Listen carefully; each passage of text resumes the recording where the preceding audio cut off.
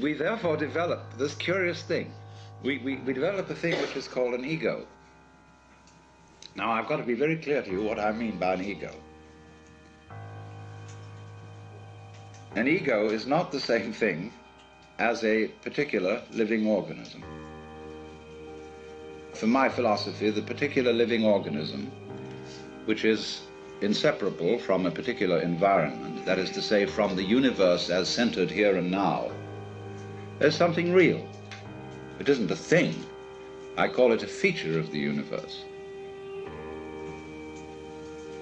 But what we call our ego is something abstract, which is to say, it has the same order and kind of reality as an hour, or an inch, or a pound, or a line of longitude. It is for purposes of discussion. It is for convenience. In other words, it is a social convention that we have what is called an ego. But the fallacy that all of us make is that we treat it as if it were a physical organ, as if it were real in that sense, when in fact it is composed, on the one hand, of our image of ourselves. That is our idea of ourselves, as when we say to somebody, you must improve your image. Now, this image of ourselves is obviously not ourselves, any more than an idea of a tree is a tree, any more than you can get wet in the word water. And to go on with, our image of ourselves is extremely inaccurate and incomplete. Would that some God the gifted gears to see ourselves as others see us. We don't. So my image of me is not at all your image of me. And my image of me is extremely incomplete in that it does not include any information to speak of about the functioning of my nervous system, my circulation, my metabolism, my subtle relationships with the entire surrounding human and non-human universe. So the image I have of myself is a caricature. It is arrived at through mainly my interaction with other people who tell me who I am in various ways, either directly or indirectly, and I play about with what their picture is of me, and they play something back to me so that we set up this conception. And this started very, very early in life. And I was told, you see, and you were told, that we must have a consistent image. You must be you. You have to find your identity in terms of image. And this is an awful red herring. A lot of the current quest for identity among younger people is a search for an acceptable image. What role can I play? Who am I in the sense of what am I going to do in life, and so on. Now, while that has a certain importance, if it's not backed up by deeper matters, it's extraordinarily misleading. So therefore, on the one hand, there is this image, which is intellectual, emotional, imaginative, and so forth. Now, we would say, I don't feel that I am only an image. I feel there's something more real than that, because I have a sense of there being a particular sort of, how do we say, a center of something, some sort of sensitive core inside the skin. And that corresponds to the word I. Let's take a look at this. Because the thing that we feel as being myself is certainly not the whole body. Because a lot of the body can be seen as an object. In other words, if you stand stretch yourself out, lie on the floor, and turn your head and look at yourself. You know, you can see your feet and your legs and all this up to here, and finally it all vanishes, only there's a sort of a vague nose in front. And you assume you have a head because everybody else does, and you've looked in a mirror, and that told you you had a head, but you could never see it, just like you can't see your back. So you tend to put your ego on the side of the unseen part of the body, the part you can't get at, because that seems to be where it all comes from, and you feel it. But what is it that we feel? Because if I see clearly, and my eyes are in functioning order, the eyes certainly are not conscious of themselves. There are no spots in front of them, no defects, in other words, in the lens or in the retina or in the optic nerves that give hallucinations. So also, therefore, if my ego, my consciousness is working properly, I ought not to be aware of it as something sort of there, being a nuisance in a way in the middle of things, because your ego is awfully hard to take care of. Well, what is it then that we feel? Well, I think I've discovered what it is. It's a chronic, habitual sense of muscular strain, which we were taught in the whole process of doing spontaneous things to order. When you're taking off in a jet plane, and the thing has gone rather further down the runway than you think it should have without getting up in the air, you start pulling at your seatbelt. Get this thing off the ground. Perfectly useless. So in the same way, when our community tells us, look carefully, now listen, pay attention, we start using muscular strains around our eyes, ears, jaws, hands, to try to use our muscles to make our nerves work, which is, of course, futile. And in fact, it gets in the way of the functioning of the nerves. Try to concentrate.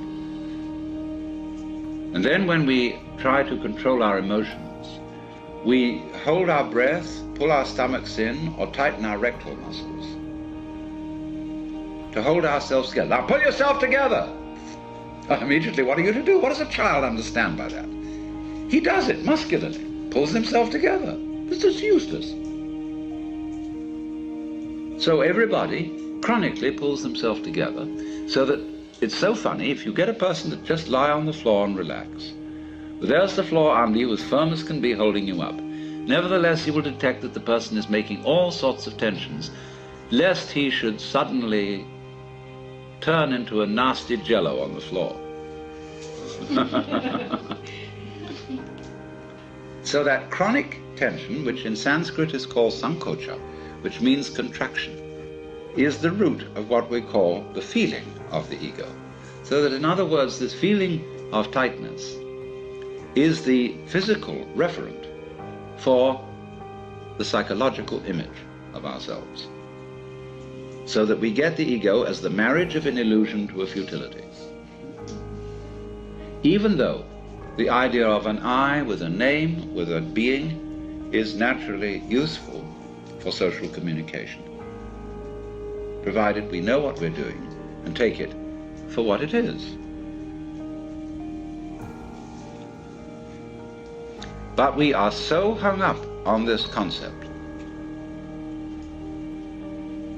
that it confuses us, even in the proposition that it might be possible for us to feel otherwise. Because we ask the question, if we hear about people who have transcended the ego, well, we ask, how do you do that? Well, I say, what do you mean? You, how do you do that? Because the you you're talking about doesn't exist. So you can't do anything about it. Any more than you can cut a cheese with a line of longitude. Now that sounds very discouraging, doesn't it? But let's suppose now you are babies again. And you don't know anything. Now, don't be frightened, because anything you know you can get back later. But for the time being, here is our awareness. And let's suppose you have no information about this at all and no words for it.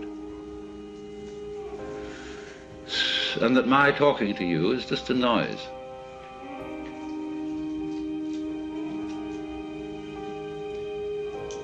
Now, don't try to do anything about this. Don't make any effort. Because naturally, by force of habit, certain tensions remain inside you, and certain ideas and words drift all the time through your mind. Just like the wind blows or clouds move across the sky. Don't bother with them at all. Don't try to get rid of them. Just be aware of what's going on in your head, like it was clouds in the sky, or the crackling of the fire.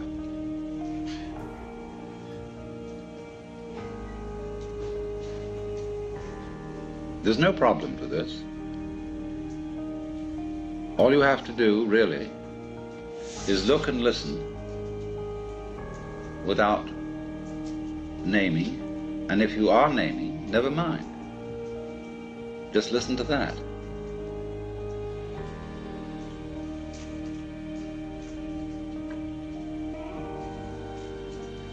Now, that you can't force anything here, that you can't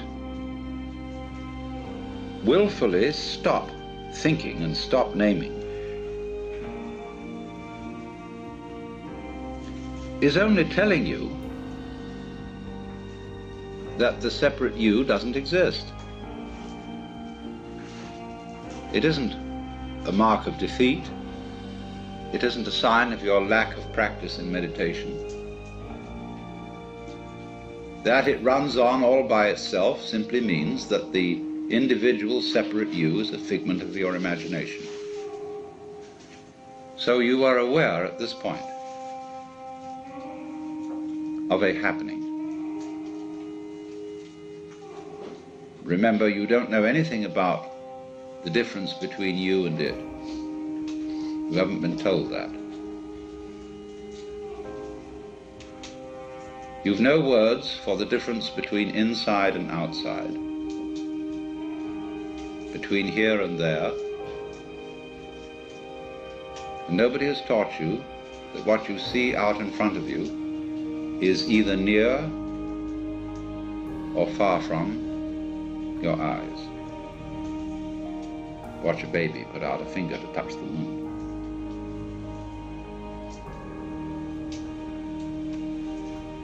You don't know about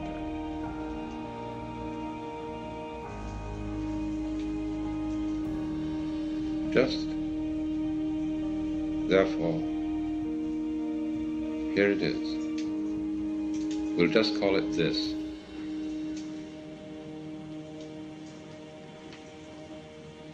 And if you will feel it, the going on, which includes absolutely everything you feel.